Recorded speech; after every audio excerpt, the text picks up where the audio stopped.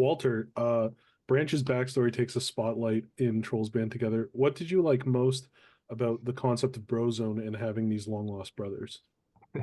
Well, I liked two things. I liked exploring the family dynamics, I think, and especially who we are and how that is defined by that dynamic. And secondly, I really love the idea of exploring a boy band. Like we hadn't really done that to this extent, not to mention it led us all to the reunion of NSYNC. So lots to love about Brozone, that's for sure. Absolutely. And Tim, Poppy also has a long lost sibling in Viva. What did you like most about the dynamic between sisters that we see play out here?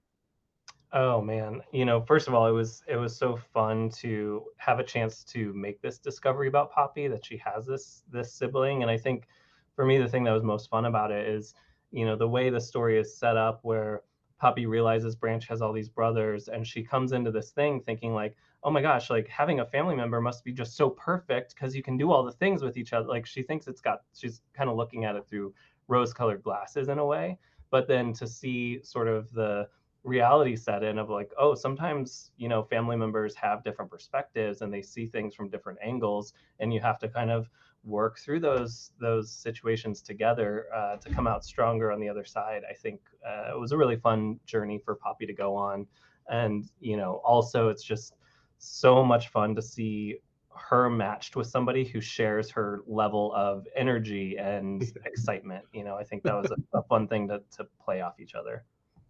Absolutely. And Walter, the putt-putt trolls are really interesting because they're isolated and they still fear the Bergens. So, what do you like most about having this selection of trolls that have been cut off from society? Well, it was an opportunity to explore how much our trolls and Bergens have evolved, and this notion of it's kind of like the this. I think in World War II there was a group of Japanese soldiers that were lost on this island, and so that was kind of interesting to us. Like, what if parts of the world didn't evolve culturally, in their Mhm. perspectives? So that's what it allowed us to do. Plus, they were mini golf trolls, allowed us to design some pretty cool outfits. Lots of Argyle. Lots of Argyle. Awesome. And Tim, the Trolls movies have used the musical numbers really well. When it's an established song, how is it finding the right fit, and how often in the creative process do they get swapped out or changed? It's an ongoing part of our process. Like as we're building our story reel and watching the thing in animatic form, we're constantly sort of talking about, oh, what song fits the story we're telling, what brings the energy we're looking for, what furthers the sort of emotional storyline we're trying to tell, or just what's a fun, energetic kind of song that's going to get people singing and dancing and bring the sort of joy that people are looking for in a Trolls movie. So there's a lot of, trying things out, and we'll plug a song in editorial and listen to it and see if it's kind of hitting the notes we're looking for. And, sometimes we might try 5 or 6, 7 different songs before we land on the right one. And sometimes it's sort of an immediate, oh, I know exactly what's going to be the right thing here. And it just sort of, it fits. And then you can sort of build things around that. So it's an organic process, I think. And one of the I think one of the most fun things about working on these movies. Sweet Dreams was pretty early on. We Yeah, decided Oh, that fits really nicely, I think, as a villain song. Yeah. yeah. And also 100%. I think We Are Family, right, was Yeah. one of the Yeah. early ones that we plugged in. And then, those ideas of Salt and Peppa and, some of those other, the Lizzo song, and then getting to mix that into the Lionel Richie song. There's a lot of fun things that kind of got to build in around We Are Family, and just took on a life of its own.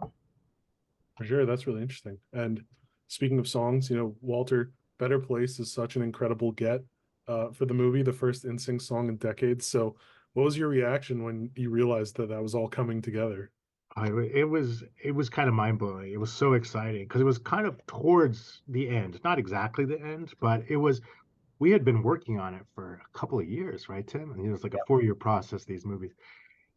And this idea just kind of naturally, organically grew out of Justin's experience, with NSYNC, that we kind of were tapping into some of his memories. And then it organically turned into Justin called us up one day. He called up our producer, Gina Shea, and says, "Hey, what if we get the guys back together?" Tim and I said, "Absolutely no. No, 0% chance we are no interested. way." Yeah. We were just all so excited. It just felt such a natural fit, and it was just so playful. They were really involved. Like, speaking of the putt-putt outfits, they were even involved in helping design their characters in this film. Oh wow, Yeah. Yeah. that's so cool. And Tim, Bridget, and Gristle get some great moments here after having just a cameo in two. So how was it bringing those characters back? Oh, it's so much fun. I think Bridget and Gristle are favorites of ours as well as a lot of people out there. And we definitely, heard from audiences after Trolls 2 that they missed Bridget and Gristle and they were so happy to get that little cameo. But I think we all felt like, not only were people hoping to see them come back, but it just made sense within the context of our story, to kind of open with this beautiful wedding ceremony and seeing Poppy with her kind of like uh, a sister who's not a sister discussing how much she wishes she had a real sister, and then you come to find out, oh, she does, but now she has kind of two sisters, was really cool. But also, just anytime we get to spend with Bridget and Gristle, especially if they're riding like a 70s style chopper and talking about how they got kicked out of their swimming park honeymoon, I think it's good for us. So we had a lot of fun with them. Yeah, makes sense. And Walter, what were some of the biggest lessons from World Tour that you learned that you were able to implement here? Well, you'd think there'd be a lot, Spencer.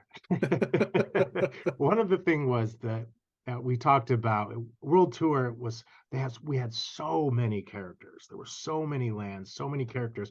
We said, well, what if we kind of pulled back on that so we have more time in the worlds we create? But I think if you watch the movie, it feels like it's just as rich and just as big. I think really at the core of this is the characters. It's Branch and Poppy. It's their relationship. It's their journey. So even more so, I think with this one, we really leaned in to that interpersonal dynamic of them. For sure. And Tim, you established such a great cast for BroZone, Eric Andre, Kid Cudi, David Diggs, Troye Sivan. They're all musicians as well. So how was it finding the right voices for those characters then? Oh man, that again is one of the I think one of the most fun parts of this process as we're kind of figuring out the personalities of these brothers and starting to think about what actors we could sort of cast to fill those roles. And also, we do think about like, can they sing? Are they funny? Can they hit the emotional notes that we're all trying to hit with everybody?